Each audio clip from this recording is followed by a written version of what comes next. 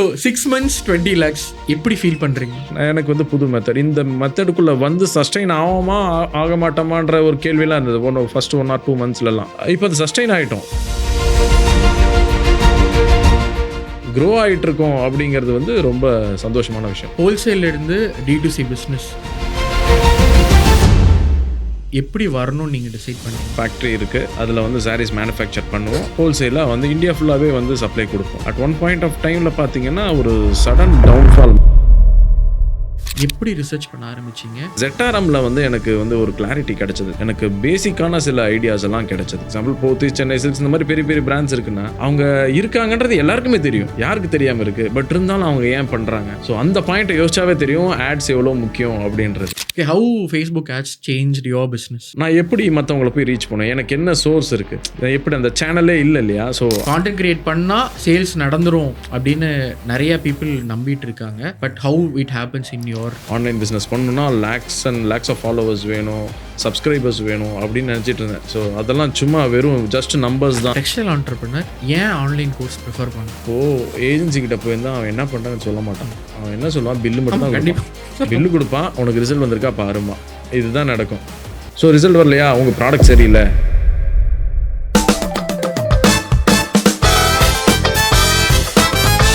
Hi viewers, வணக்கம். So இந்த பாட்காஸ்ட்டில் வந்து நம்ம கூட யார் இருக்காங்க அப்படின்னு பார்த்தீங்கன்னா மிஸ்டர் ஹரி இருக்கார். ஹரி ஃப்ரம் மദ്രാசி வியூஸ் இருக்கார். இளம்பிள்ளையில் ஒரு வேறு லெவலாக அப்கமிங் ஆண்டர்ப்ரனராக இருந்துட்டு இருக்காரு. ஸோ ஹரி வணக்கம். வணக்கம் சார். நல்லா இருக்கீங்களா? நான் ரொம்ப நல்லா இருக்கேன். சூப்பர் ஹரி. ஸோ ஃபர்ஸ்ட் உங்கள் பேசிக் பற்றி நம்ம பேசிடலாம். ஓகே, இளம்பிள்ளை அப்பாவோட பிஸ்னஸ் சாரீ பிஸ்னஸ். ஸோ எப்படி பிஸ்னஸ்க்குள்ளே நீங்கள் வந்தீங்க? ஆக்சுவலாக என்னுடைய சைல்ட்ஹுட்லேருந்து நான் இந்த டெக்ஸ்டைல் பிஸ்னஸில் வந்து கொஞ்சம் அப்பப்போ இன்வால்வ் ஆகிட்டு தான் இருப்பேன். அப்பாவோட பிஸ்னஸ், தாத்தாவும் டெக்ஸ்டைலில் தான் இருந்தார். ஸோ எங்கள் ஃபேமிலி பிஸ்னஸ் தான் டெக்ஸ்டைல்ன்றது, எங்களுக்கு ஒரு ஃபேமிலி பிஸ்னஸ் தான். ஸோ அப்படி தான் வளர்ந்து வந்தேன். என்னுடைய ஸ்கூலிங் அண்டு காலேஜ் எல்லாம் முடித்த உடனே நான் வந்து பிஸ்னஸ்குள்ளே வந்துட்டேன். ஸோ எனக்கு ஆப்ஷன் கிடையாது, எனக்கு வேறு எதுலேயும் இன்ட்ரெஸ்ட்டும் இல்லை. டெக்ஸ்டைல் பிஸ்னஸ் தான் என்னோடய இன்ட்ரெஸ்ட்டு.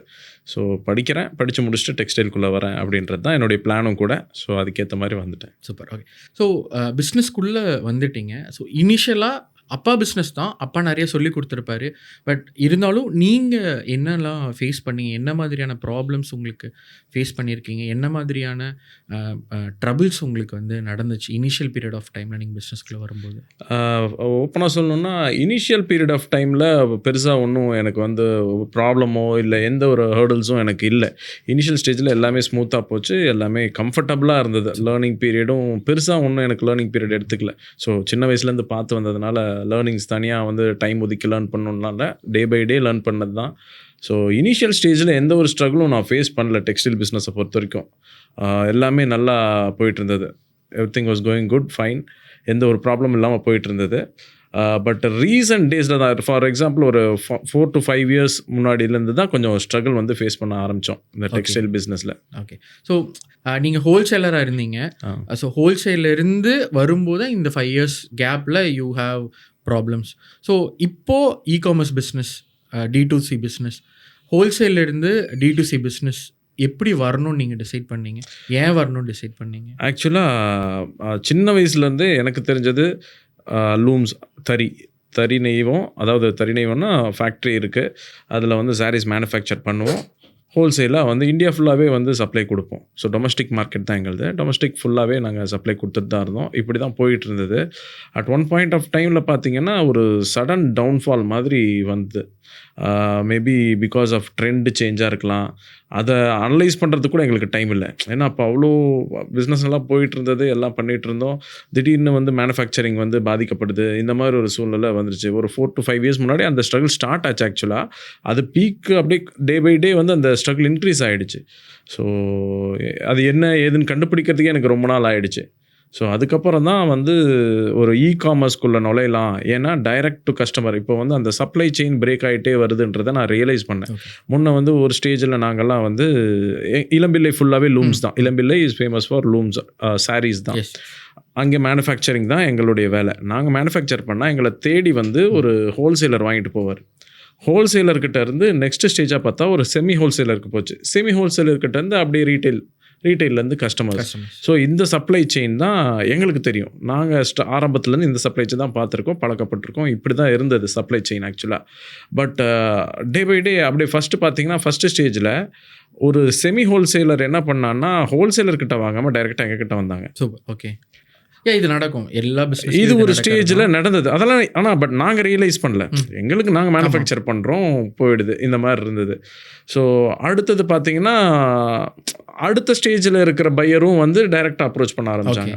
ஸோ அதே மாதிரி நாங்களும் வந்து ஹோல்சேலர் ஸ்கிப் பண்ணிட்டு செமி ஹோல்சேலர் டைரெக்டாக போய் அப்ரோச் பண்ணோம். ஸோ ஒரு ஒரு கேஸ் கிரியேட் ஆகிடுச்சு, அந்த சப்ளை செயின் பிரேக் ஆகிடுச்சு. ஸோ இது நல்லா கிளியராக புரிஞ்சது, இது வரைக்கும் புரிஞ்சது. அடுத்தது என்னன்றதை பார்க்க போகும்போது தான் டைரக்ட் D2C அப்படின்ற ஒரு கான்செப்ட் வந்து நல்லா பூம் ஆகிட்டு வருது அப்படின்றத நான் கொஞ்சம் ரியலைஸ் பண்ணேன். பட் அது வந்து லேட்டுன்னு தான் சொல்லுவேன் நான் ஆக்சுவலாக. இந்த பூம் ஸ்டார்ட் ஆகி 4 to 5 years ஆகிடுச்சு அப்படின்றத ரியலைஸ் பண்ணுறதுக்கே அந்த 4 வருஷம் எனக்கு எடுத்துக்கிச்சு. ஸோ இதுதான் அந்த பெயின் பாயிண்ட், இதுதான் ஆக்சுவலாக root cause of the problem இதுதான்றது நான் ரியலைஸ் பண்ண கொஞ்சம் லேட்டு தான். ஸோ இந்த டிரான்சிஷன் எப்படி இருந்துச்சு உங்களுக்கு? ஹோல்சேலேருந்து D2C டக்குன்னு ஒரு டிரான்சிஷன், ப்ராப்ளி ஒரு 6 months தான் உங்களுக்கு டைம் இருந்துச்சு. இந்த டிரான்சிஷன் எப்படி நீங்கள் ஹேண்டில் பண்ணீங்க? டிரான்சிஷன் வந்து ரொம்ப டிராஸ்டிக்கான ஒரு டிரான்சிஷனாக தான் எனக்கு தெரிஞ்சது. ஏன்னா மேனுஃபேக்சரிங்கிறது வேறு ஜானர், கம்ப்ளீட்லி வேறு ஜானர்.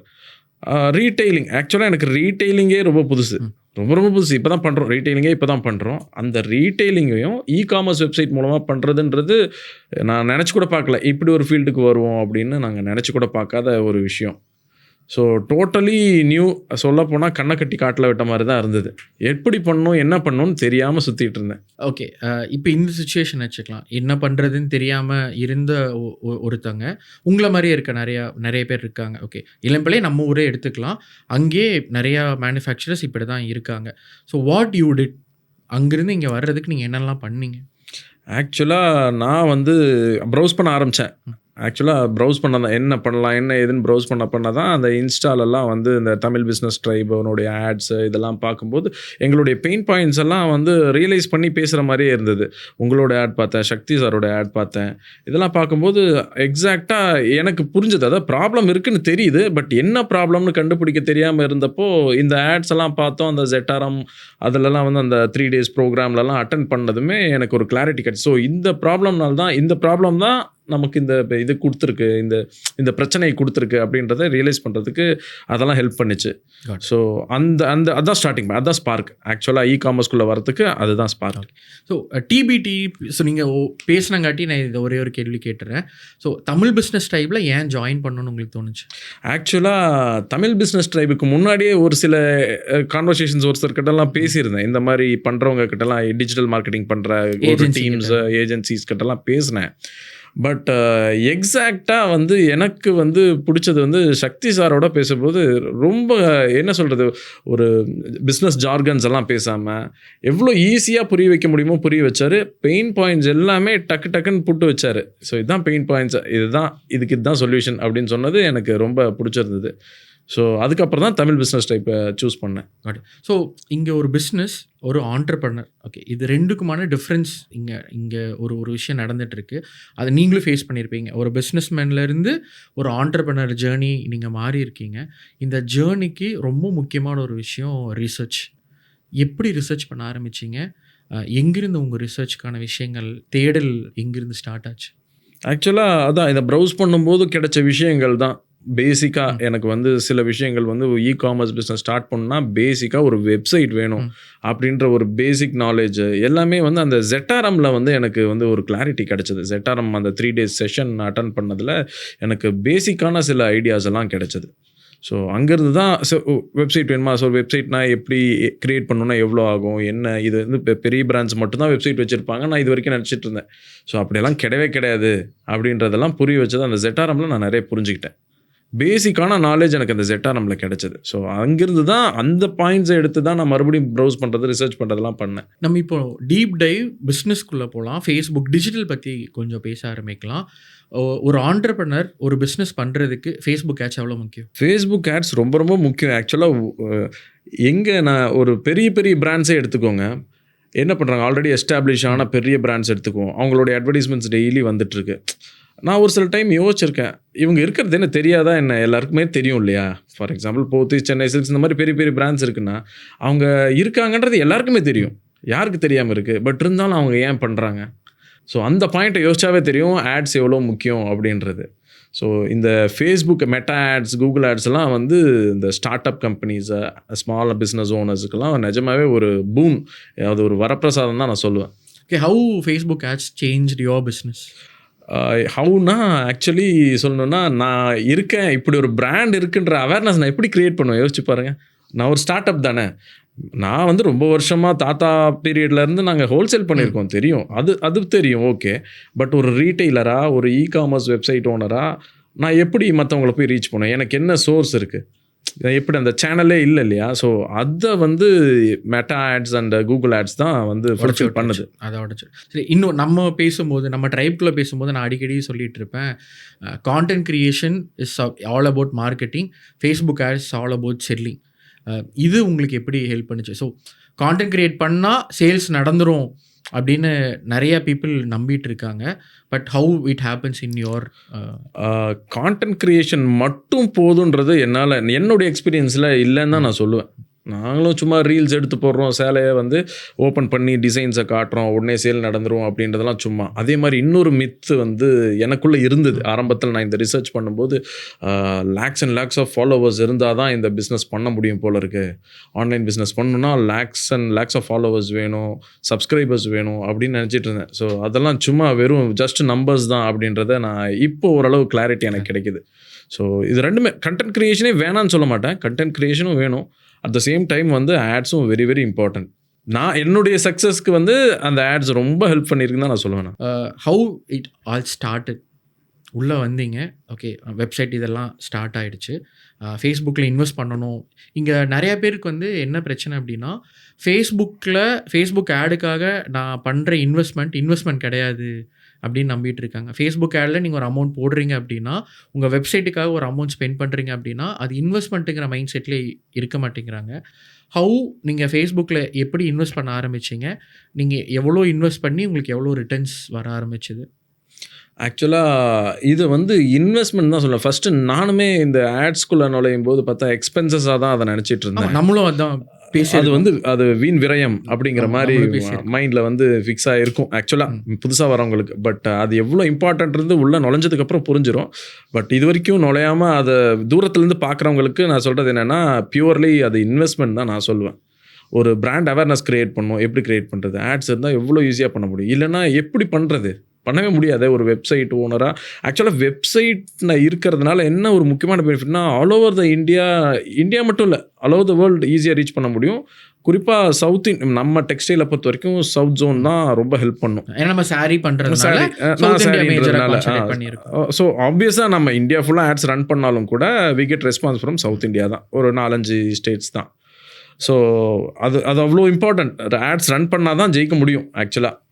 மேபி அந்த ஆட் ஸ்பெண்டை வந்து நம்ம கொஞ்சம் குறைச்சி ஆர்கானிக் கண்டென்ட்ஸை அதிகப்படுத்தலாம். அதெல்லாம் வந்து நாளடைவில் வந்து நம்ம ப்ராக்டிஸ் பண்ணி 70-30 நம்ம மெஷர் வச்சிருப்போம். 60-40 ஒரு கேட்டகரியில மாற்றலாம். அந்த மாதிரி வேணும். ஆகாது, எப்பவுமே 50-50 ஆகாது. 70-30 is like good for business. கண்டிப்பாக. ஆட்ஸை பற்றி பேசங்காட்டி நான் என்னோட பிடிச்ச ரொம்ப விஷயத்தை பற்றி பேசணும். ஆட் காப்பீஸ், ஆட் ஸ்கிரிப்ட் எப்படி இருக்கணும்? ஆட் ஸ்கிரிப்ட் என்ன மாதிரி இருக்கு? ஆட் ஸ்கிரிப்ட் வந்து முக்கியமாக எந்த ஆட் போடுறோமோ அந்த ஆடுக்கு ஒரு பெயின் பாயிண்ட்டை ஐடென்டிஃபை பண்ணி அந்த பெயின் பாயிண்ட்டை அடிக்கிற மாதிரி அந்த ஃபஸ்ட்டு 3 செகண்டில் ரீலில் வச்சா கண்டிப்பாக அது ஹிட் ஆகுது. பர்சனலாக நான் ஃபியூ ஆட்ஸ் ரன் பண்ணியிருக்கேன். அதுலேருந்து கிடைச்ச எக்ஸ்பீரியன்ஸ் வந்து அதுதான். பெயின் பாயிண்ட் கண்டிப்பாக இருக்கணும். சும்மா வந்து என்கிட்ட பெஸ்ட்டு பொருள் இருக்குன்றதை காட்டுறதுல பிரயோஜனமே இல்லை. பெயின் பாயிண்ட்டை அடித்து அதுக்கு சொல்யூஷன் கொடுத்தோன்னா கண்டிப்பாக ஹிட் தான்.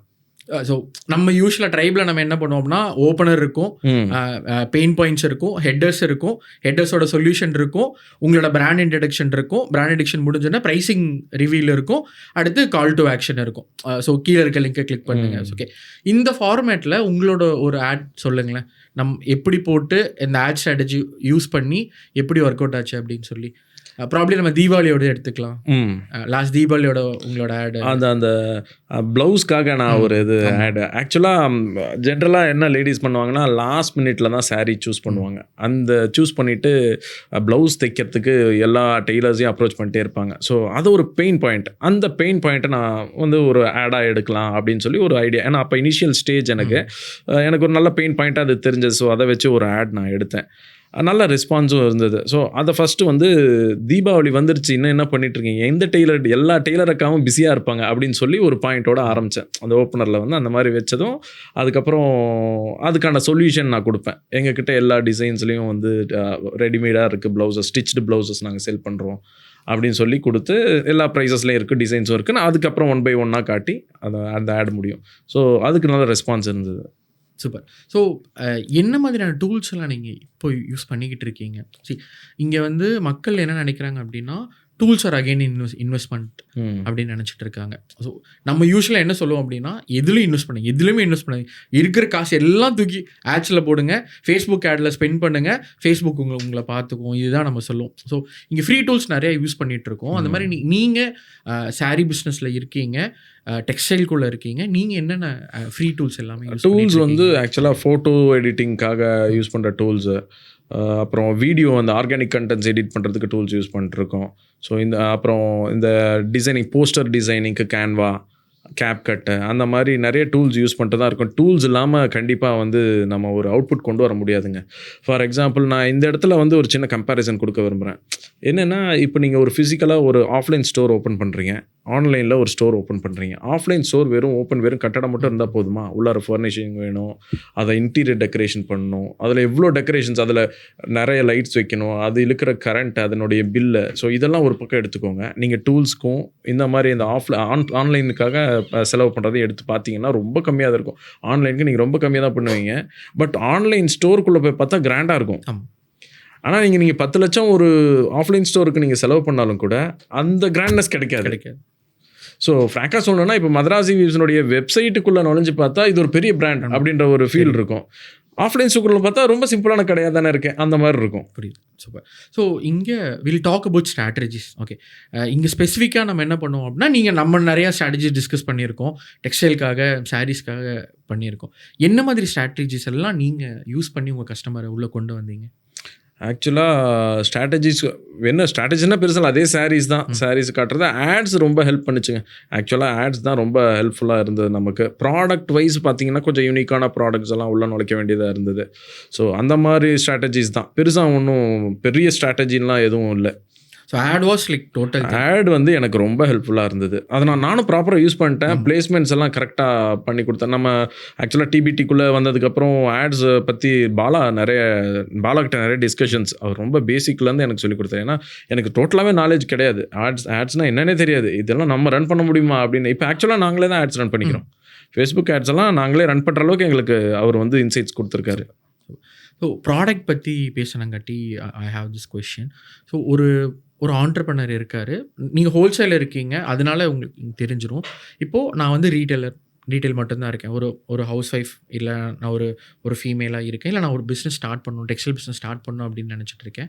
How I want to choose a product எப்படி சூஸ் பண்ணலான்னா, இப்போ உங்களுக்கு என்ன ப்ராடக்ட் பிடிக்குதுன்னு பாருங்கள். சும்மா நீங்கள் வந்து ஒரு பையராக இருந்தால் எதை சூஸ் பண்ணுவீங்கன்னு பாருங்கள். அதுதான், வேறு எதுவுமே கிடையாது. வேறெல்லாம் பெருசாலாம் ஒன்றும் யோசிக்க வேண்டியதில்லை. நீங்கள் கஸ்டமராக இருந்தால் நீங்கள் எதிர்ப்பீங்க, நீங்கள் என்னெல்லாம் எதிர்பார்ப்பீங்களோ அதுதான், வேறு ஒன்றும் இல்லை. நம்மளும் கஸ்டமர்ஸும் ஒன்று தான். சூப்பர். ஸோ இங்கே கஸ்டமருக்குன்னு சில சைக்காலஜி இருக்குது. கஸ்டமருக்காக சில விஷயங்கள் நம்ம பண்ணுவோம். நம்ம பேசிக்காக நம்ம ஃபஸ்ட்டு விஷயம், நீங்கள் உள்ளே வந்த உடனே நம்ம அனலைஸ் பண்ணுறது டிஜி தான், targeted group of audience, target audience.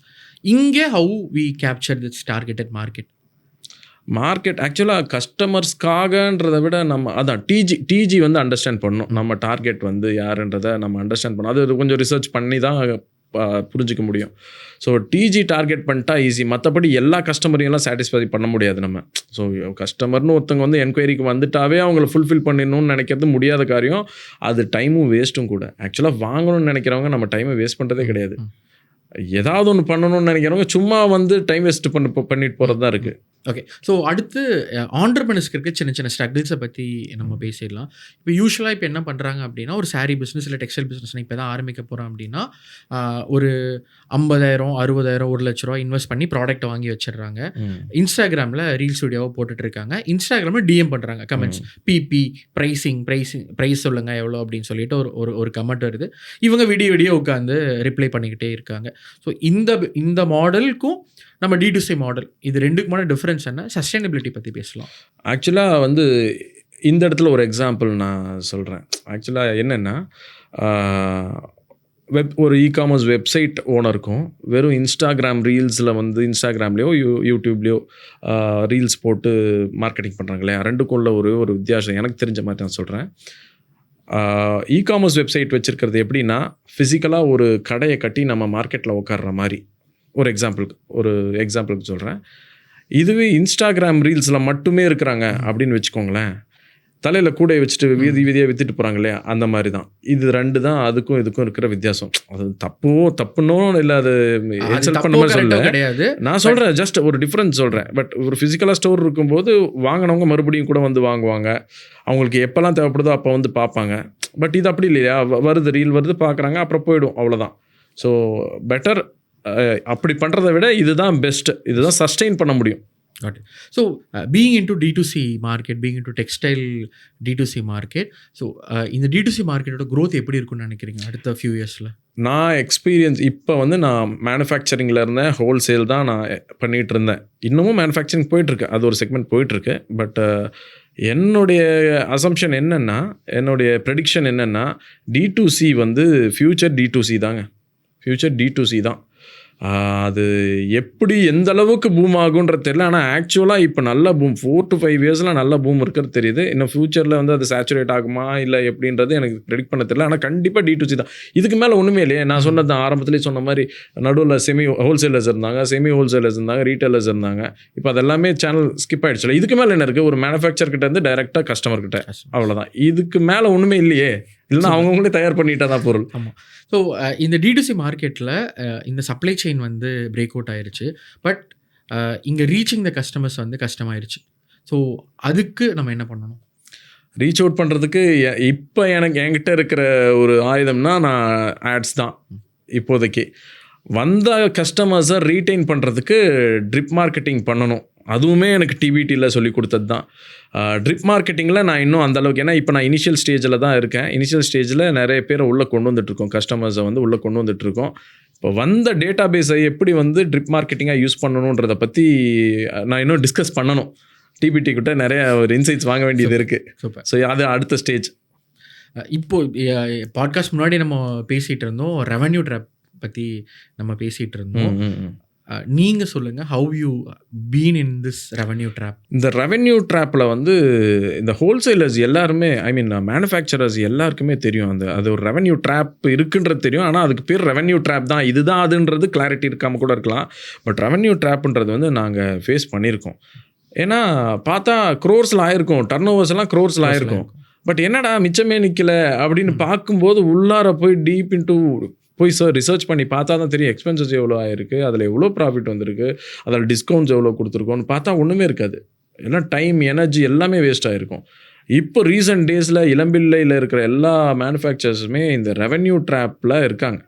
என்னால் அடித்து சொல்ல முடியும். அது எப்போ அவங்க கிளாரிட்டி வருதோ அப்போ வந்து இல்லை, அதுதான் நான் ப்ரெடிக்ட் பண்ணதும் அதுதான். சேஞ்ச் வரும். We are in this revenue drop. அது தெரியாமே நிறைய பேர் இருக்காங்க. அந்த ட்ராப்புங்கிறதே தெரியாமல் நிறைய பேர் இருக்காங்க. யூஷுவல் பிஸ்னஸ் என்ன நடக்கும் அப்படின்னு பார்த்தீங்கன்னா, ஒரு 10 லட்ச ரூபா உள்ளே போட்டிருப்போம். 10 லட்ச ரூபா அந்த மாதமே சர்க்குலேட் ஆகி முடிஞ்சிருக்கும். 10 லட்ச ரூபா போட்டு 10 லட்ச ரூபா வந்திருக்கும். 100 ப்ராடக்ட் சேல்ஸ் நடந்திருக்கும். Will be so much happy. But end of the day that's actual the revenue drop. கரெக்டாக. இங்கே வந்து ஏதோ ஒரு இடத்துல இப்போ நீங்கள் எங்கேயோ ஒரு பக்கம் வேலைக்கு போகிறீங்க அப்படின்னா அந்த ஒரு மாதத்தில் 50,000 சம்பாதிச்சிருக்கலாம். இங்கே என்ன நடந்திருக்குன்னா 10 லட்ச ரூபா உள்ளே வந்துட்டு வெளியில் போயிருக்கு, ப்ராடக்ட்ஸ் உள்ளே வந்துட்டு வெளியில் போயிருக்கு. It's just entry and exit மட்டும் தான் நடந்திருக்கே தவிர ப்ராஃபிட் இங்கே வந்து உங்களுக்கு நிற்கவே நிற்காது. ஸோ இந்த டிரான்சிஷன் பீரியடை எப்போ அப்சர்வ் பண்ணீங்க? ஆக்சுவலாக ஒரு 2-3 இயர்ஸ் முன்னாடி இதை வந்து நான் கொஞ்சம் ரியலைஸ் பண்ணேன். டர்ன் ஓவர் மட்டும் ஆகுது, பெருசாக ஒன்றும் நிற்க மாட்டேங்குது அப்படின்றத பார்த்தா அதான் ரெவென்யூ ட்ராப்ன்ற டேர்ம் எனக்கு வந்து அப்போ கிளிக் ஆகலை. பட் டர்ன் ஓவர் மட்டும் தான் நடக்குது, அங்கே நிற்கலன்றது கொஞ்சம் கொஞ்சமாக ரியலைஸ் பண்ண ஆரம்பித்தோம். அதுக்கு நிறைய இந்த எக்ஸ்டர்னல் த்ரெட்ஸ் நிறைய வந்திருக்கு. எக்ஸ்டர்னல் த்ரெட்ஸ்னால் ஃபார் எக்ஸாம்பிள் வேறு ஸ்டேட்லேருந்து வர ப்ராடக்ட்ஸ் எல்லாம் வந்து இப்போ இளம்பிள்ளையில் தயாராகிற சாரீஸை வந்து பாதிச்சிருக்கு, சந்தேகமே இல்லாமல். எங்களுடைய மார்க்கெட் ஷேரை அவன் சாப்பிட்டுட்டு இருக்கான். எங்களுடைய மார்க்கெட் ஷேர்லேருந்து அவங்க பிரிச்சுட்டாங்க. ஸோ அது வந்து எங்களுக்கு நல்ல பாதிப்பு, எங்களுக்கு நல்ல கண்கூடாக தெரியுது. ஸோ இந்த மாதிரி இதுதான் சுச்சுவேஷன். இப்போ இளம்பிள்ளையினுடைய சுச்சுவேஷன் இப்போ இப்படி தான் இருக்குது. ஓகே, இங்கே நம்ம ப்ராஃபிட் அண்ட் ரெவென்யூ இதை பற்றி பேசிகிட்டு இருக்கும்போது சேச்சுரேஷன் பீரியட் பற்றி நம்ம பேசிகிட்டு இருந்தோம். எப்போ நீங்கள் சேச்சுரேஷன் பீரியட் வந்து ரீச் பண்ணீங்க, அதுலேருந்து ஹவ் யூ ஓவர் கம்? அதான் ஒரு 2-3 இயர்ஸ் முன்னாடியே அந்த சேச்சுரேஷன் நீங்கள் சொன்னீங்களே, ஹோல்சேலில் இருந்தப்போ அந்த சேச்சுரேஷன் பாயிண்ட் வந்துருச்சு. அப்புறம் டிக்ளைனே வந்து ஸ்டார்ட் ஆகிற மாதிரி இருந்தது. ஸோ இதுக்கு மேலே நம்ம வந்து அலர்ட் ஆகலைன்னா வந்து சஸ்டெயின் ஆக முடியாது. இல்லை சும்மா தான் உட்காரணும், சரி சம்பாதிச்ச வரைக்கும் போதும்னு வச்சுட்டு நம்ம சும்மா உட்கார முடியாது இல்லையா. ஸோ அப்போ தான் யோசித்தேன், அப்போ தான் ரிசர்ச் பண்ணேன், இந்த மாதிரி D2C தான் சொல்யூஷன் இதுக்கு அப்படின்றது எனக்கு கொஞ்சம் நல்லா கிளியராக புரிஞ்சுது. ஸோ டிடிசிக்குள்ளே நான் வந்துட்டேன். பட் ஸோ D2C வந்தாச்சு. இங்கே ரொம்ப முக்கியமான விஷயம் அகெயின், இங்கே ஆல்ரெடி இருக்க ஆண்டர்பிரனர்ஸ் வந்து ஸ்ட்ரகிள் ஆகிற இன்னொரு முக்கியமான விஷயம் ப்ரைசிங் ஸ்ட்ராட்டஜி. ப்ரைசிங். ஸோ யூஸ்வலாக என்ன பண்ணுவோம் அப்படின்னம்னா, ஓகே அவங்க மேனுஃபேக்சராக இருக்கலாம், இல்லை ரீட்டெயிலர் ரீசெல்லர் யாராக வேணா இருக்கலாம். நான் ஒரு 500 rupeesக்கு ஒரு சாரீ எடுத்துக்கலாம். 500 rupeesக்கு சாரீ வாங்குறேன், அதை நான் 800 செல் பண்ணுறேன். 300 எனக்கு லாபம். என் பாக்கெட்டில் 300 உட்காந்துருச்சு. நான் தான் கெத்து. அடுத்த ஒரு வருஷத்துக்கு கணக்கு போடுவோம். இந்த படத்தில் வர மாதிரி, சரத்குமார் படத்தில் வர மாதிரி கால் மேலே கால் போட்டு 4 பஸ்ஸு 2 ஏரோப்ளைன் வாங்கிடலாங்கிற அளவுக்கு கனவெல்லாம் போயிடும். பட் இந்த 300 rupees இஸ் ஆக்சுவல் ப்ராஃபிட்டா கிடையாது, அது ஆக்சுவல் ப்ரைஸிங்கா? ப்ரைஸிங் எப்படி ஃபிக்ஸ் பண்ணணும்? ப்ரைஸிங் வந்து ஆக்சுவலாக யூனிட் எக்கனாமிக்ஸ் வந்து கண்டிப்பாக கற்றுக்கணுங்க. யூனிட் எக்கனாமிக்ஸ் வந்து D2Cக்கு ரொம்ப ரொம்ப முக்கியம். ஹோல்சேலுக்கு கூட அது ஓகே, அது கொஞ்சம் ஈஸியாக பண்ண முடியும். டிபிடிக்குள்ளே வந்ததுக்கப்புறம் உங்களுக்கு அந்த யூனிட் எக்கனாமிக்ஸ் அண்ட் ப்ரைசிங் ஸ்ட்ராட்டஜியோட எக்ஸ்போஷர் எப்படி இருந்துச்சு? யூனிட் எக்கனாமிக்ஸ்ன்ற டேர்மே நான் இங்கே வந்து தான் கற்றுக்கிட்டேன். ஆக்சுவலாக ஃப்ராங்க்லி சொல்லணும்னா யூனிட் எக்கனாமிக்ஸ்னு இருக்குது, காக்ஸ்ன்னு ஒன்று இருக்குது. இந்த டேர்ம்ஸ் எல்லாம் நான் இங்கே வந்து காஸ்ட் ஆஃப் குட்ஸ் சோல்டு, அப்புறம் unit economics, first order unit எக்கனாமிக்ஸில் என்ன இதை ஆட் பண்ண, எக்ஸ்பென்சஸ் ஆட் பண்ணணும், எல்லாமே வந்து இங்கே வந்து கற்றுக்கிட்டு தான். ஸோ என்னுடைய இன்சைட்ஸ் இந்த D2Cயில்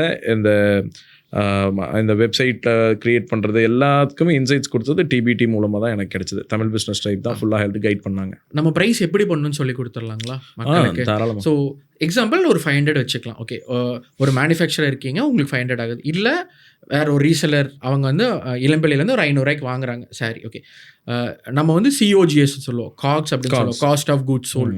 ஸோ நீங்கள் வாங்குறது இல்லை உங்கள் கையில் இருக்கிற ப்ராடக்டோட விலை இப்போ 1000 வச்சுக்கலாங்களா, ஒரு ரவுண்ட் வேல்யூ பே பண்ணுறேன். ஓகே, 1000 1000 ரூபாய்க்கு நம்ம MRP வந்து 1000 வச்சுக்கலாம்.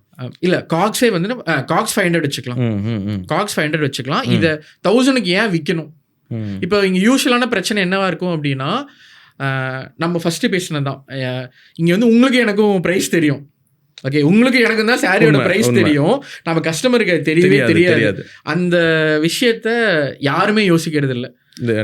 நானுமே அந்த 500 ரூபாய்க்கு வாங்கிட்டோம் அப்படிங்கறதுனால அது 600 ரூபாய்க்கு தான் வித்தாகணும் அப்படிங்கிற ஒரு ப்ராப்பரான ஒரு விஷயத்துல நமக்கு நாமளே ஒரு மித்து கிரியேட் பண்ணி வச்சிருக்கோம். ஒரு பொருளை வாங்கினா 10% ப்ராஃபிட், 20% ப்ராஃபிட், இப்படி தான் வைக்கணும் அப்படின்னு நினச்சிட்டு இருக்கோம். பட் அதெல்லாம் ஒர்க் அவுட்டே ஆகாதுங்க.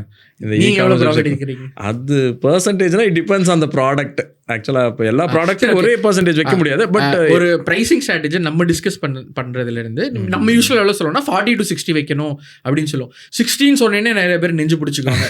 ஓகே, 60% ப்ராஃபிட்டா அப்படின்ட்டு. அது வைக்கலன்னா என்ன ஆகும்? வைக்கலைன்னா அப்புறம் மைனஸ் தான் ஆகும், லாஸில் தான் இருக்கும். At the end of the day நீங்கள் வந்து கணக்கு ஆக்சுவலாக எடுத்து பார்த்தீங்கன்னா இங்கே வந்து உங்களுடைய கேபிட்டல் வந்து குறைஞ்சிருக்கும். அதுதான் நடக்கும். வச்சு தான் ஆகணும். அவ்வளோ எக்ஸ்பென்சஸ் இருக்குது. அந்த எக்ஸ்பென்சஸை வந்து ஐடென்டிஃபை பண்ணி அதில் சேர்க்குறோம், அவ்வளோதான். லாபம்னா 60% அப்படியே நம்ம சாப்பிட போகிறது கிடையாது, சாப்பிடவும் முடியாது. ஸோ இந்த விஷயத்தை புரிஞ்சுக்கணும். ஆக்சுவலாக இந்த 500 ரூபா சாரியை இப்போ 1000 ரூபாய்க்கு விற்க போகிறோம். ஓகேங்களா?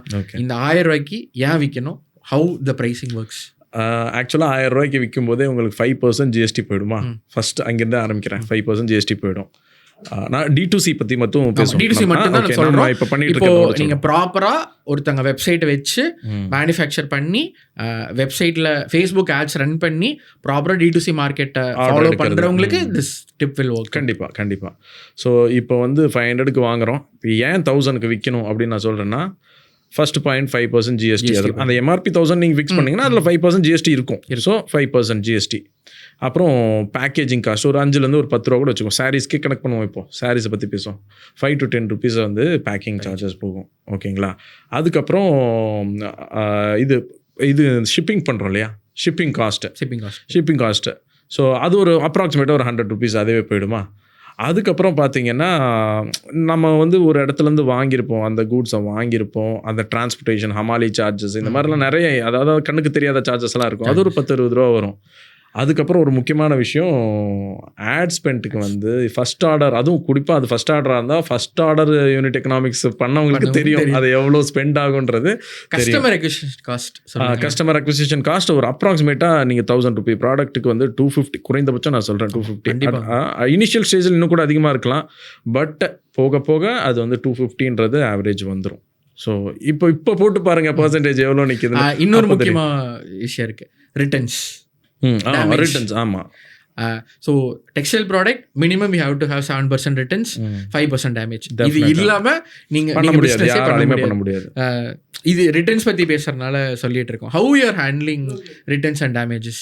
இது வந்து கண்டிப்பாக வந்தே தீரும். நம்ம ஓன் மேனுஃபேக்சரிங் பண்ணும்போதே கூட வந்து எங்களுடைய ஓன் மேனுஃபேக்சரிங்லேயே நாங்கள் நிறைய டிஃபெக்ட்ஸ் எல்லாம் வரும். அது அவாய்டே பண்ண முடியாது. நம்ம பர்ச்சேஸ் பண்ணாலுமே கூட ஒரு பண்டில் பர்ச்சேஸ் பண்ணால் அதில் கண்டிப்பாக 1-2 இருக்கும். டேமேஜஸ் வந்து தான் ஆகும். அதெல்லாம் எக்ஸ்பென்சஸ் போட்டு தான் ஆகணும். ப்ளஸ் ரிட்டர்ன்ஸும் இல்லாமல் இருக்கவே இருக்காதுங்க. ரிட்டர்ன்ஸ் கண்டிப்பாக உண்டு. இப்போ நான் பண்ணுற இகாமர்ஸ் பிஸ்னஸ்லேயே கூட சிஓடி கொடுக்குறேன். சிஓடி வந்து கொடுத்ததுக்கப்புறம் தான் எனக்கு ஆக்சுவல் சேல் ஸ்டார்ட் ஆனதே அப்போ தான். ஏன்னா நான் ஒரு புது பிராண்டை எப்படி ட்ரஸ்ட் பண்ணுவாங்க? ஏன்னா நிறைய ஸ்கேம்லாம் நடக்குதுல்ல, வெப்சைட்டு அந்த மாதிரிலாம் ஸ்கேம் நிறைய நடக்குது ஆன்லைனில். ஸோ சிஓடி கொடுத்தா தான் ஒரு ஸ்டார்ட் பண்ண முடியும். இன்ஜின் அப்போ தான் ஸ்டார்ட் ஆகும்னு சொல்லி நான் சிஓடி கொடுத்தேன். இனிஷியலாக சிஓடி கொடுத்தேன். அது சக்ஸஸும் ஆச்சு. ஆக்சுவலாக அங்கே தான் ஸ்டார்ட் ஆச்சு, என்னுடைய சேல் ஸ்டார்ட் ஆச்சு. அதுக்கப்புறம் சிஓடி போயிட்டு கஸ்டமர் ரெஃப்யூஸ்டு டு அக்செப்ட்னு சொல்லி ரிட்டர்ன்ஸ் எல்லாம் வரும். நாங்கள் இங்கே ஒரு கணக்கு போட்டுருப்போம், பரவாயில்ல இன்றைக்கி இவ்வளோ சேல் ஆகிடுச்சு இதெல்லாம் அப்படின்னு. ஸோ இந்த மாதிரி ப்ராப்ளம்ஸ் எல்லாம் நான் கொஞ்சம் ஃபேஸ் பண்ணேன்.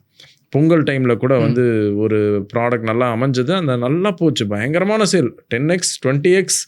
பா இப்படியே போனால் கார் வாங்கிடலாம், பஸ் வாங்கிடலாம், அந்த மாதிரி தான் ஒரு கணக்கு போட்டோம். பட் ரிட்டர்ன்ஸ் எல்லாம் நிறைய வந்ததுமே அந்த ரிட்டர்ன் வந்து ஆக்சுவலாக அந்த பர்டிகுலர் டைமில் பார்த்தீங்கன்னா ஒரு நாளில் வந்து ஒரு 30-40 பார்சல் போச்சுன்னா 20 எல்லாம் கூட வந்தது ஒரே நாளில். அது வந்து சொல்கிறேன், டெய்லியுமே அப்படி வரல. பட் அந்த மாதிரிலாம் பீக் வந்ததுக்கப்புறம் சரி இதுக்கு ஏதாவது ஒரு சொல்யூஷன் தேடலாம் அப்படின்னு சொல்லிட்டு யோசிச்சு தான் சிஓடி இருக்குது. ஆனால் சிஓடி உனக்கு வேணும்னா அட் த டைம் ஆஃப் புக்கிங்கில் நீ 99 பே பண்ணு. 99 rupees சும்மா ஒரு ஆர்டர் கன்ஃபர்மேஷனுக்காக தான். எனக்கு அந்த கன்ஃபர்மேஷன் இருந்தால் போதும். அந்த 99 எனக்கு பெருசு இல்லை. பட் அந்த ஆர்டர் கன்ஃபர்மேஷனுக்காக ஜஸ்ட் பிளேஃபுல்லாக போடுறவன் அந்த 99 ரூபா என்ன அவன் 100 ரூபா வச்சு நம்மளை வந்து ஃபுல் பண்ணுறதுக்கு அவனுக்கு என்ன அவசியம் இல்லையே. ஸோ அந்த 100 ரூபா கொடுக்கறதுக்கு அவன் ரெடியாக இருந்தானா is serious about the order. So அது ஆண்டர்பிரனர் எப்போ சிஓடி ஸ்டாப் பண்ணும்? சிஓடி அதான் ரெகுலராக ஆர்டர்ஸ் வர ஆரம்பிச்சிச்சு. உங்களுக்கு ரிட்டர்ன் கஸ்டமர்ஸ், ரிப்பீட்டடாக கஸ்டமர்ஸ் வர ஆரம்பிச்சாங்கன்னா நிறுத்திக்கலாம். எவ்வளோ நாள் இதுக்கு டைம் எடுக்கும்? இது இன்னும் நான் நிறுத்தலை. 6 மாதம் ஆச்சு, இன்னும் நம்மளே நிறுத்தலை. ஆமாம், நான் ஸ்டார்ட் பண்ணி ஒரு 6 months ஆகுது. இன்னும் நிறுத்தலை. சொல்ல போனால் இன்னும் அதை நான் கண்டினியூ பண்ணலாம் அப்படி. ஏன்னா எனக்கு அவ்வளோ பெரிய கஸ்டமர் பேஸ் இன்னும் க்ரியேட் பண்ணல. நான் ஜஸ்ட் இப்போ தான் ஸ்டார்ட் பண்ணியிருக்கேன். பட் ஓகே, நல்லா பிக்கப் ஆகிருக்கு. இது வந்து சிஓடி கொடுத்தா தான் ஆர்டர்ஸ் வரும்ன்றதை நான் புரிஞ்சுக்கிட்டேன். பட் எனக்கு தெரிஞ்சு இதை நிறுத்தணுமா அப்படின்றத அந்த அளவுக்கு நான் இன்னும் யோசிக்கல. நிறுத்தாமல் கொடுத்துட்டே இருந்தால் நம்ம பிராண்டை பற்றி தெரியாதவங்க கூட ஆர்டர் பிளேஸ் பண்ணுறதுக்கு வாய்ப்பு இருக்குது. இல்லை, நானும் அடிக்கடி அதுதான் சொல்லுவேன். சிஓடி இப்போ கொடுத்தவங்களுக்கு தான் தெரியாது. ஆல்ரெடி அவங்க ஃபோன் நம்பர் உங்ககிட்ட இருக்குது, அவங்களுக்கு நீங்கள் சிஓடி கொடுங்க. It doesn't work out. அவங்களுக்கு நீங்கள் சொல்லிவிட்டு சாரிங்க சிஓடி அக்செப்ட் பண்ணல அப்படின்னு கூட நம்ம பேசிக்கலாம். ட்ரிப் பண்ணும்போது அதை நம்ம வந்து இனிஷியேட் பண்ணிக்கலாம். பட் புது கஸ்டமர் ஏன் நம்பணும் உங்களை? நான் ஏன் நீங்கள் யார் ஃபஸ்ட்டு, நீங்கள் யாருன்னே எனக்கு தெரியாது. உங்கள் ப்ராடக்ட் நான் ஏன் வாங்க போகிறேன்? நான் வாங்கவே மாட்டேன். ஸோ சிஓடி கொடுத்துட்டா ஒரு பேசிக் லெவல் ஆஃப் ட்ரஸ்ட் வரும். கண்டிப்பாக இங்கே சிஓடி நான் கொடுக்க மாட்டேன், நான் ஏன் கொடுக்கணும்னு இருக்கிற ஆண்டர்பிரினர்ஸ்க்கு நீங்கள் என்ன சொல்லுவீங்க? சிஓடி அந்த ட்ரஸ்ட்டு தான் இஷ்யூ. என்னென்னா ட்ரஸ்ட்டு தான். ஆக்சுவலாக புது பிராண்டு மேலே எப்படி நம்பிக்கை வரும்? வராது இல்லையா? ஸோ சிஓடி கொடுத்து தான் ஆகணும். நான் கொடுத்தேன், எனக்கு நடக்குது, இன்னமும் கொடுத்துட்டு தான் இருக்கேன். இப்போதைக்கு நிறுத்துகிற ஐடியா எனக்கு இல்லை. என்னை பொறுத்த வரைக்கும் புதுசாக கஸ்டமர்ஸை பிடிக்கணும்னா சிஓடி கொடுத்தா தான் பிடிக்க முடியும். ஸோ இந்த ரெவன்யூ சைக்கிள் பற்றி பேசிகிட்டு இருந்தோம், ப்ராஃபிட் அண்ட் ரெவன்யூ பற்றி பேசிகிட்டு இருந்தோம். How does revenue has to work in a textile business and how நம்ம வந்து ப்ராஃபிட் எப்படி நம்ம அட்டைன் பண்ணணும்? ப்ராஃபிட் வந்து இனிஷியலாக இமீடியட்டாலாம் பார்க்க முடியாது. இப்போ D2Cல நுழைஞ்ச உடனே வெப்சைட் ஆரம்பிக்கிறோம், நம்ம பண்ணுறோம், ஆட் ஸ்பெண்ட் பண்ணுறோம்னாலாம் அதில் கன்சிஸ்டண்ட்டாக பண்ணும்போது தான் ப்ராஃபிட் பார்க்க முடியும். இம்மீடியட்டாக கண்டிப்பாக வராது. ஸோ முதல்ல ரெவென்யூக்கும் ப்ராஃபிட்டுக்கும் உள்ள டிஃப்ரென்ஸே வந்து நிறைய பேருக்கு வந்து தெரியறதில்ல. இவ்வளோ டர்ன் ஓவர் ஆகிடுச்சு, நம்ம கெத்து, நம்ம வந்து சக்ஸஸ் ஆகிட்டோம்னு நினைக்கிறாங்க. அப்படி கிடையாது. சொல்லப்போனால் நாங்கள் க்ரோர்ஸில் வந்து பண்ணியிருக்கோம். நான் மேனுஃபேக்சரிங் பண்ணி சேல் பண்ணப்போ க்ரோர்ஸில் டர்ன் ஓவர் நடக்கும். பட் சொல்லப்போனால் அதை விட இது வந்து பெட்டராகவே இருக்குது. ப்ராஃபிட்டபிலிட்டின்னு எடுத்து பார்க்கும்போது கரெக்டாக நம்ம வந்து கால்குலேஷன் போட்டு பார்த்தா அதை விட இது நல்லா பெனிஃபிட்டாக இருக்குது. பட் ரெண்டுக்கும் நிறைய டிஃப்ரென்சஸ் இருக்குது. அதுக்கும் ஒர்க் பண்ணணும், இதுக்கும் ஒர்க் பண்ணணும் தான். நிறைய அதுக்கும் உண்டான டிஃபிகல்ட்டிஸ் இருக்குது. பட் டிஃபர்ஸ் ப்ராஃபிட்டபிலிட்டி இருக்குது D2Cல. ஃபேஸ்புக் ஆட்ஸில் வந்து இப்போது நிறைய பேர் அதை வந்து இன்வெஸ்ட்மெண்ட்டே பார்க்குறதுல நம்ம பேசியிருந்தோம். நிறைய பேர் நான் டெய்லியும் ₹500 நான் ஸ்பெண்ட் பண்ணிட்டுருக்கேன், டெய்லியும் நான் ₹1000 ஸ்பெண்ட் பண்ணிகிட்ருக்கேன் இப்படின்னு ஒரு ஆண்டர்ப்ரனர் மைண்ட் செட்டில் இருக்காங்க. அவங்களுக்கு நீங்கள் என்ன சொல்லுவீங்க? இருக்காங்கன்றத விட நானே இருந்தேன், அப்படி தான் சொல்லணும். ஆக்சுவலாக நானுமே அப்படி தான் இருந்தேன். இப்போது இவ்வளோ ஸ்பெண்ட் பண்ணுறோம், பெர் டே இவ்வளோவா, 30 டேஸில் இவ்வளோ, இது என்ன மாதத்தில் என்ன வாடகை கட்டுற மாதிரி இப்படி போயிட்டுருக்கு, அந்த மாதிரிலாம் நான் யோசனை பண்ணேன் ஆக்சுவலாக இனிஷியல் ஸ்டேஜில். பட் என்னை பொறுத்த வரைக்கும் அது இன்வெஸ்ட்மெண்ட் தான். ஃபஸ்ட் டைம் ஒரு கஸ்டமர் வர்றதுக்கு ஒரு கஸ்டமர் பிடிக்கிறதுக்கு வந்து அக்விசிஷன் காஸ்ட் ஒரு 250-300 வருதுன்னா, பட் நெக்ஸ்ட் டைம் வரும்போது அவங்க சும்மா தானே வராங்க, அவங்கள மறுபடியும் நான் வந்து எதுவும் ஸ்பெண்ட் பண்ணலையே. ஸோ ரிப்பீட்டடாக ஒரு கஸ்டமரை வாங்க வைக்கும்போது தான் ஆக்சுவல் ப்ராஃபிட் பார்க்க முடியும். ஸோ இங்கே நம்ம ROASன்னு சொல்லுவோம், return on ad spend. Okay, ஆடில் எவ்வளோ காசு போட்டிருக்கோம், நமக்கு எவ்வளோ காசு வந்திருக்கு அப்படிங்கிறதான் ROAS சொல்லுவோம்.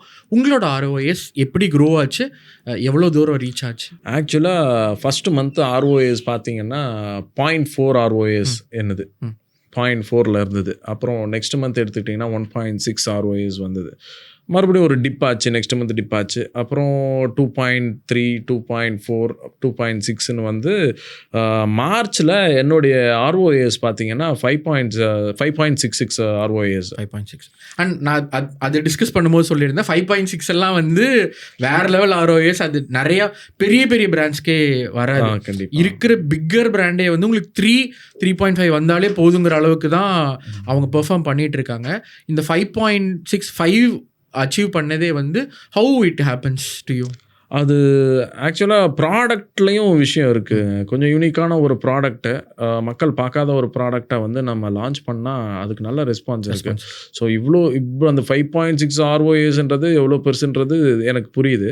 அதுக்கு காரணம் ப்ராடக்டோடைய தன்மையும் கூட. தன்மைனா அதாவது அந்த ப்ராடக்டை வந்து இது வரைக்கும் அவங்க பார்க்கல, பட் அவங்களுக்குள்ள அது அந்த ஸ்பார்க்கை ஏற்படுத்தின மாதிரி ஒரு ப்ராடக்டாக இருந்தது.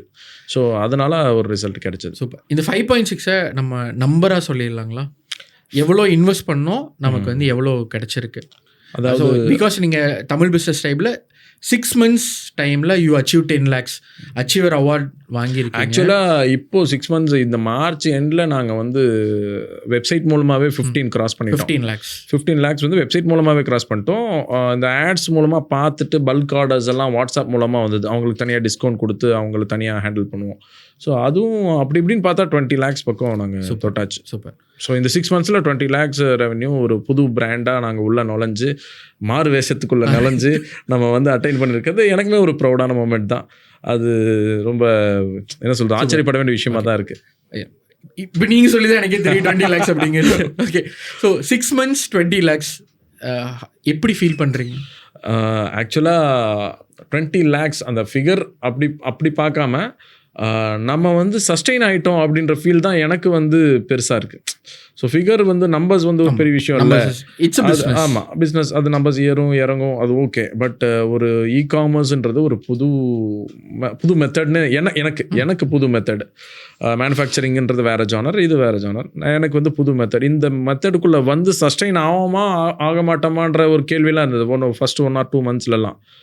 இப்போ அது சஸ்டெயின் ஆகிட்டோம், க்ரோ ஆகிட்டுருக்கோம் அப்படிங்கிறது வந்து ரொம்ப சந்தோஷமான விஷயம். சூப்பர்.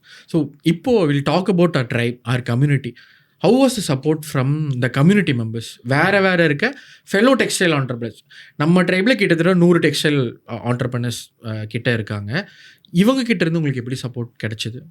இவங்க கிட்டேருந்து எனக்கு தேவையான இன்சைட்ஸ் எல்லாம் நிறைய கிடைச்சது. சில ப்ரைஸிங்லேயோ இல்லை எதுலையாவது டவுட் இருந்தாலாம் நம்ம நம்ம ட்ரைபில் இருக்கிறவங்ககிட்ட டிஸ்கஸ் பண்ணுவோம், கேட்போம். இது எங்கே கிடைக்கும், அது எங்கே கிடைக்கும், பேக்கிங் மெட்டீரியல் எங்கே வாங்கலாம்.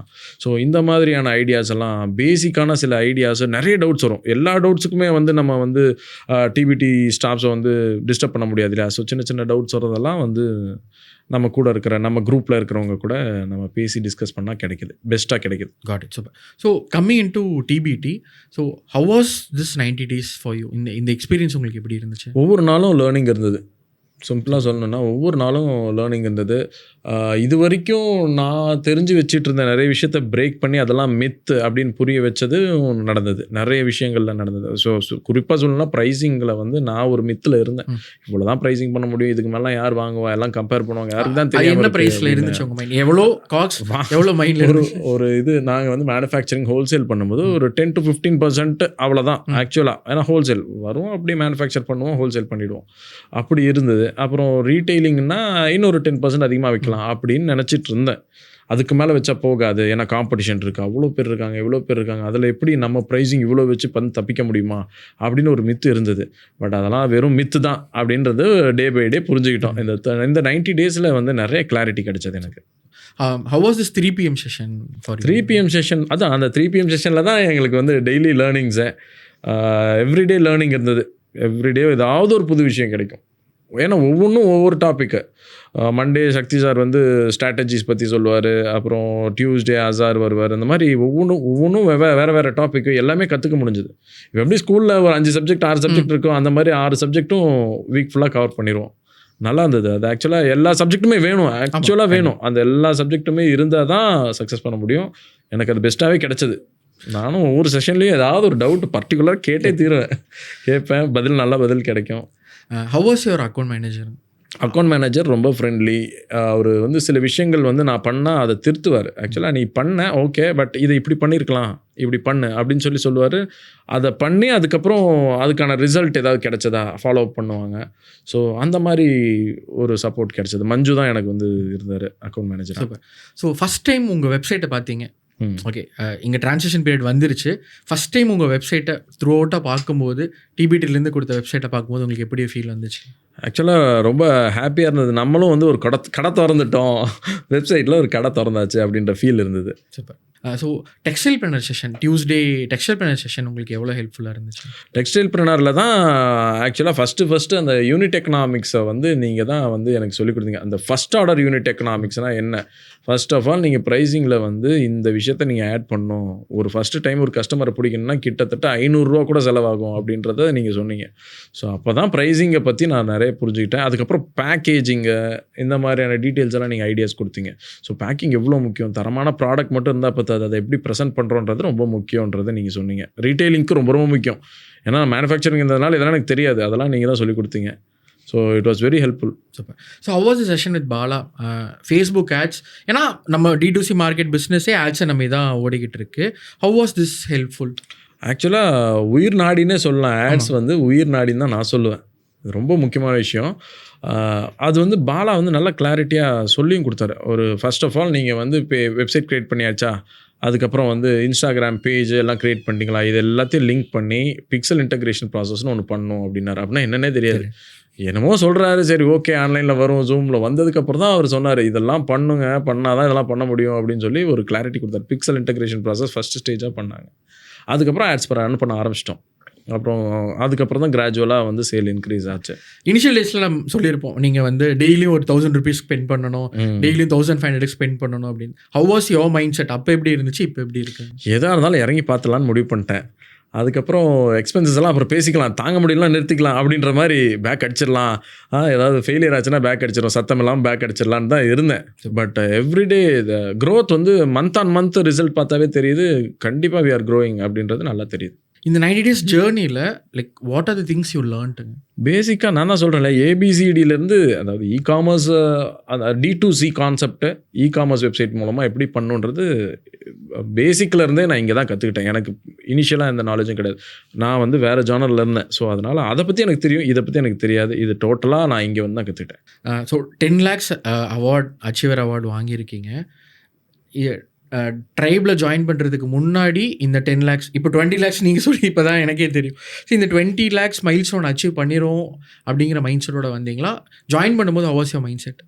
ஜாயின் பண்ணும்போது என்னென்னா ஒரு மாற்று வழி வேணும், அவ்வளோதான். ஒரு ப்ராப்ளம் இருக்குது, மேனுஃபேக்சரிங்லேருந்து கொஞ்சம் விலகி வேறு எதாவது பண்ணணுன்ற ஒரு மைண்ட் செட்டுக்கு வந்தாச்சு. ஏன்னா மேனுஃபேக்சரிங் அடி வாங்கிட்டு இருக்கு. எனக்கு மட்டும் இல்லை, இளம்பிள்ளை ஒட்டுமொத்த இளம்பிள்ளையும் இப்போ இப்படி தான் இருக்குது. எப்படி வந்து எந்த வீதிக்குள்ளே போனாலும் தரிச்சத்தமாக தான் இருக்கும். தரிச்சத்தம் தான் எங்களுக்கு மங்கள வாத்தியம் அப்படிங்கிற மாதிரி நாங்கள் வாழ்ந்துட்டு இருந்தோம். இப்போ வந்து ரொம்ப மோசமான ஒரு நிலைமையில் பிகாஸ் ஆஃப் நான் சொன்ன எக்ஸ்டர்னல் த்ரெட்ஸ், சூரத் சாரீஸ் இந்த மாதிரிலாம் நிறைய எக்ஸ்டர்னல் த்ரெட்ஸ் எல்லாம் வந்துருச்சு. ஸோ இப்படி இருந்த சுச்சுவேஷனில் தான் நான் இங்கே வந்தது. நான் வந்து டார்கெட் வந்து இவ்வளோ ஃபிகர் வந்து டச் பண்ணணும் அப்படின்ற டார்கெட்லாம் எனக்கு தெரியாது, எனக்கு இல்லை ஆக்சுவலாக. அந்த மாதிரி டார்கெட்லாம் எதுவும் இல்லை. சஸ்டெயின் ஆகணும், ஊந்துருவோம், பார்த்துருவோம், இதுதான் அப்படின்ற மாதிரி எனக்கு அந்த இனிஷியலாக சொன்னலையே அந்த ஸ்பார்க் வந்துருச்சு. ஆக்சுவலாக வந்து D2C அப்படின்றது தான் நெக்ஸ்ட் அப்படின்ற ஒரு ஸ்பார்க் வந்துருச்சு. அதில் இறங்கி பார்த்துடலாம், எதாக இருந்தாலும் கற்றுக்குவோம், பார்த்துக்கலாம் அப்படின்றது தான் அந்த சுச்சுவேஷனில் தான் டிபிடிக்குள்ளே வந்தது. சூப்பர். ஸோ டிபிடியில் ஜாயின் பண்ணதுக்கப்புறம் how you faced your family எப்படி இருக்காங்க? அவங்க என்ன ரெஸ்பான்ஸ்? ஃபேமிலின்னா எனக்கு வந்து இந்த மദ്രാസ് வியூஸ்க்கு நான் ஃபவுண்டரை, என்னோட ஒய்ஃப் கோ-ஃபவுண்டர். அவங்க சப்போர்ட் தான் ஆக்சுவலாக 50-50 தான். என்னுடைய ஒய்ஃபோடைய எஃபர்ட் 50%, என்னுடைய எஃபர்ட் வந்து 50% தான். அப்பா அம்மாவுக்கு இதை பற்றின நாலேஜ் இல்லை, என்னமோ பண்ணுறான் அப்படின்ற மாதிரி தான் இருந்தது. ஏன்னா திரும்பவும் ஹெட்செட் மாட்டிட்டு நான் கான்வர்சேஷன்ஸ் பண்ணிகிட்டு இருப்போம். நம்ம அந்த 3 PM செஷன்லலாம் பக்கத்தில் உட்காந்து அப்பா புக் படிச்சுட்டே பார்ப்பாரு, என்ன பண்ணுறான் அவன், யார்கிட்டயும் பேசுகிறான், என்ன பேசுகிறான்னு தெரியலையே, தொழில் வேறு இங்கே வந்து மேனுஃபேக்சரிங் ரொம்ப அடி வாங்கிட்டு இருக்கேன், என்ன அப்படி பண்ணிட்டுருக்கான் அப்படின்ற மாதிரி தான் பார்த்தாரு. பட் இப்போ ரிசல்ட்ஸ் தான் அவங்களுக்கு பேசும். அவங்களுக்கு இதெல்லாம் என்ன நடக்குது, காமர்ஸ்னா என்ன எதுவும் தெரியாது. ரிசல்ட்ஸ் காட்ட அவரும் வந்து ஓகே நல்லா பண்ணுங்க அப்படின்னு என்கரேஜ் பண்ணுறாரு. பட் இனிஷியல் ஸ்டேஜில் அவருக்கு புரியல, என்னமோ பண்ணுறாங்க, ஏதோ டைம் வேஸ்ட் பண்ணுறாங்க மாதிரி தெரியுது அப்படின்ற மாதிரி தான் இருந்தது. ஏன்னா ராப்பாக்கெல்லாம் நாங்கள் ஃபோட்டோஸ் எடுப்போம். நைட் ஷிஃப்ட் வந்து ஸ்டாஃப்ஸ் 1-2 பேரை வர சொல்லி நானே தான் ஃபோட்டோ எடுப்பேன். 2 லைட்டு ஒரு அம்ப்ரெல்லாலாம் வாங்கி வச்சு எடுப்போம். ஸோ என்னமோ பண்ணுறாங்க, ஏன்னா க்ரோர்ஸில் பண்ணப்போ கூட இவ்வளோ வேலை பண்ணலாம், இவன் என்னடா பண்ணிட்டு இருக்கான் அப்படின்ற மாதிரி தான் அப்பா பார்த்தாரு. பட் இப்போ ரியலைஸ் பண்ணிட்டாரு, ஓகே ரிசல்ட்ஸ் வருது அப்படின்னு. ஒரு சாரீ மேனுஃபேக்சரர் இல்லை ஒரு டெக்ஸ்டைல் பிஸ்னஸ் பண்ணுற ஆண்டர்ப்ரனர் எதுக்காக தமிழ் பிஸ்னஸ் டைப்போட 90 days கோர்ஸ் ஜாயின் பண்ணணும்னு நினைக்கிறீங்க? ஆக்சுவலாக D2C வேணும் அப்படின்னு நினச்சா கண்டிப்பாக கற்றுக்கணும். சும்மா கற்றுக்காமல் நம்ம எதுவும் பண்ண முடியாது. ஏதாவது படித்தா தான் டிகிரி கிடைக்கும், அந்த மாதிரி தான்.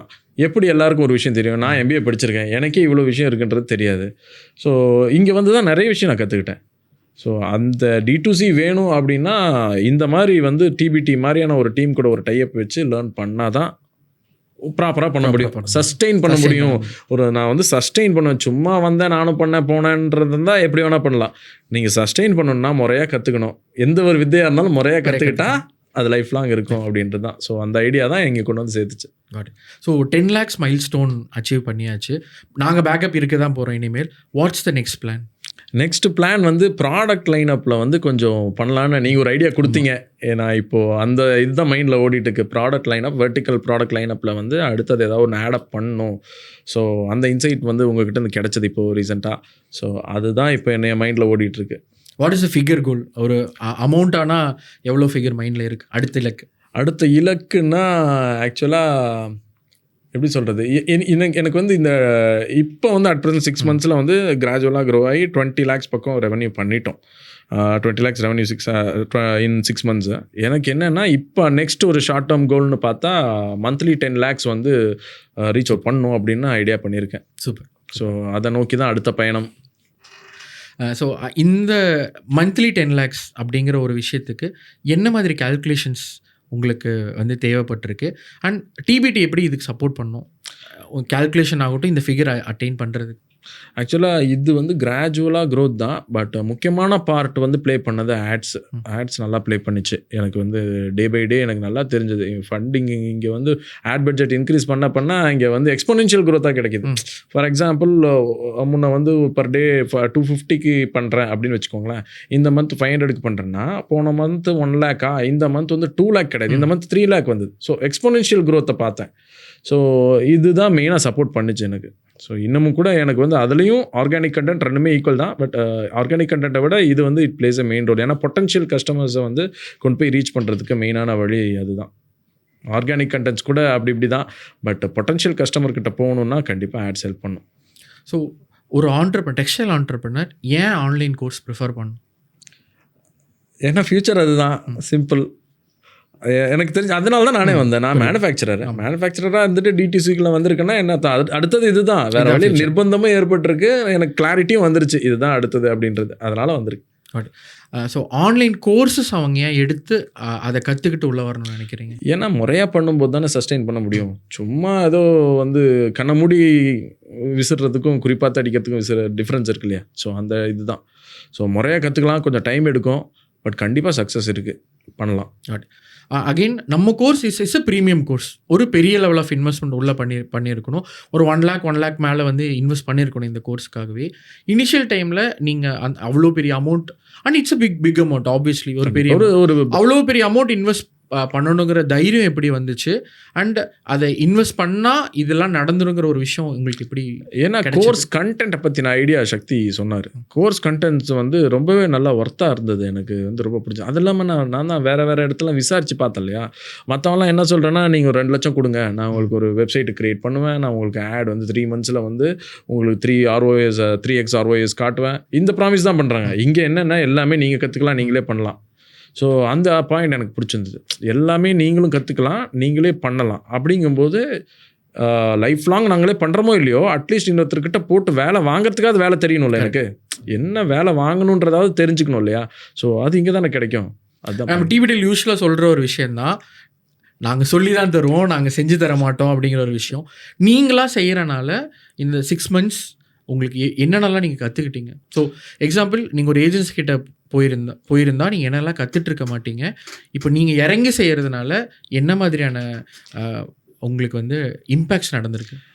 இப்போது ஏஜென்சி கிட்ட போயிருந்தா அவன் என்ன பண்ணுறான்னு சொல்ல மாட்டான். அவன் என்ன சொல்லுவான், பில்லு மட்டும் தான் கண்டிப்பாக பில்லு கொடுப்பான். உனக்கு ரிசல்ட் வந்திருக்கா பாருமா, இதுதான் நடக்கும். ஸோ ரிசல்ட் வரலையா, உங்கள் ப்ராடக்ட் சரியில்லை, மார்க்கெட்டே இப்படி தான் இருக்குது அப்படின்ட்டு போயிடுவாங்க. பட் இங்கே வந்து என்னென்னா, ஆட்ஸ் ரன் பண்ணணுன்னா எப்படி ஆட்ஸ் முதல்ல பேசிக் நான் சொல்ல பிக்சல் இன்டெகிரேஷன் ப்ராசஸ்னால் என்ன, அது ஏன் பண்ணணும், அது பண்ணால் என்ன ஆகும், எல்லா டீட்டெயில்ஸும் வந்து இங்கே தான் எனக்கு கிடச்சிது. ஸோ சொல்லி கொடுத்தாங்க, நானும் கற்றுக்கிட்டேன். நானுன்றதை விட நானும் என் ஒய்ஃபும். இப்போ எனக்கு நிறைய விஷயம் நான் கொஞ்சம் அப்படியே கிளாஸ் எடுக்கும்போது அப்படியே தூங்கிடுவேன். ஒய்ஃபு நானும் தான் அட்டன் பண்ணோம் இந்த கிளாஸ். ஆக்சுவலாக அவங்க வந்து ஃபுல்லாக கிராப் பண்ணி ஆட்ஸ் ரன் பண்ணுறதெல்லாம் நானும் என் ஒய்ஃபும் உட்காந்து டிஸ்கஸ் பண்ணி தான் இந்த கேம்பெயினை எப்படி பண்ணலாம், இந்த கேம்பெயினுக்கு வந்து எவ்வளோ ஸ்பெண்ட் பண்ணலாம், ஸோ இந்த ப்ராடக்ட் அந்த கேம்பெயினுக்குள்ளே போடலாமா, இந்த கேம்பெயினுக்குள்ளே போடலாமா, அந்த மாதிரி ஐடியாஸ் எல்லாம் உட்காந்து டிஸ்கஸ் பண்ணி தான் பண்ணுவோம். அதெல்லாம் கற்றுக் கொடுத்ததுனால தான் பண்ண முடியுது எங்களால். நல்ல ரிசல்ட் கிடைக்கும். சூப்பர். ஸோ டிபிடிலாம் அகெயின் சொல்லுவோம், கப்புளாக இருந்தீங்க அப்படின்னா you can work as a couple அப்படின்ட்டு. ஸோ அந்த இன்டெகிரேஷன் பார்ட் நீங்கள் எப்படி பிரிச்சுக்கிட்டீங்க கப்புள்ஸா? நாங்கள் வந்து அதான் ஃபீல்டு ஒர்க் பண்ணுறதெல்லாம் நான் பிரிச்சுக்குவேன், சிஸ்டம் ஒர்க்கெல்லாம் அவங்க பண்ணுவாங்க. ஸோ ஆனால் பட் எதாக இருந்தாலும் மேஜர் டெசிஷன்ஸ் எது எடுக்கிறதா இருந்தாலும் ப்ராடக்ட் சூஸ் பண்ணுறது இதெல்லாம் 2 பேரும் உட்காந்து டிஸ்கஸ் பண்ணி தான் முடிவு பண்ணுவோம். பட் புதுசாக இந்த மாதிரி ஆரம்பிக்கிறாங்க இல்லையா, கப்புளாக இருந்தால் பெஸ்ட்டு. 2 பேரும் சேர்ந்து பண்ண முடியும்னா பெஸ்ட்டு, கண்டிப்பாக சக்ஸஸ் பண்ணிடலாம். ஏன்னா 50-50 சப்போர்ட் கிடைக்குது. ஓகேவா? அது இதே வேலை என் ஒய்ஃபு பண்ணுற வேலை என் ஒய்ஃப் சப்போர்ட் இல்லைன்னு வைங்களேன், அவங்க பண்ணுற வேலைக்கு நான் ஒரு குறைஞ்சபட்சம் ஒரு 20,000 to 25,000 நான் சேலரி கொடுத்து ஒரு ஆளாக இங்கே உட்கார வைக்கணும். கண்டிப்பாக சேலரி மட்டும் மிச்சம்ன்றது அது வேறு. பட் அவங்க வந்து ஒரு டெசிஷன் மேக்கிங்க்கு ரொம்ப ஹெல்ப்ஃபுல்லாக இருப்பாங்க. ஸோ பேராக உட்காந்து அவங்க வந்து கப்புளாக வந்து ஒர்க் பண்ணால் கண்டிப்பாக சக்ஸஸ் பண்ணலாம். Super super. So Hari, thank you so much for being into our podcast. 10 lakhக்கான அச்சீவர் அவார்ட்ஸ் வாங்கியிருக்கீங்க, அதுக்கு ஒரு பெரிய congratulation. Thank you. And Tamil business type சார்பாக நீங்கள் மறுபடியும் அடுத்தடுத்த லெவல் க்ரோ ஆகணும். அண்ட் நீங்கள் சொன்ன மாதிரி நெக்ஸ்ட் மந்த்லேருந்தே பர் மந்த் 10 lakhs அச்சீவ் பண்ணணும் அப்படிங்கிறதுக்கான கங்க்ராச்சுலேஷன்ஸ் நாங்களும் சொல்லிக்கிறோம். பேக் எண்ட் உங்கள் பேக் போனால் நாங்களும் இருக்க போகிறோம். Thank you so much for being into this podcast. And நம்ம மக்களுக்கு நீங்கள் நிறையா இன்சைட்ஸ் கொடுத்துருக்கீங்க, நிறையா விஷயங்கள் அவங்க இதுலேருந்து லேர்ன் பண்ணியிருப்பாங்கன்னு நினைக்கிறேன். அண்ட் மக்களே, நீங்கள் உங்களுக்கு இதில் என்னென்ன கொஷின்ஸ் எல்லாம் கேட்கணும்னு நினைக்கிறீங்களோ அதெல்லாம் கீழே கமெண்ட் பண்ணுங்கள். Will deliver you. உங்களுக்கு நிறையா டவுட்ஸ் இருக்கும், நிறையா கேள்விகள் இருக்கும், அதெல்லாம் கீழே கமெண்ட் பண்ணுங்கள், அதுக்கான ஆன்சர்ஸ் உங்களுக்கு கிடைச்சிரும். Thank you Hari, thank you so much. Thank you.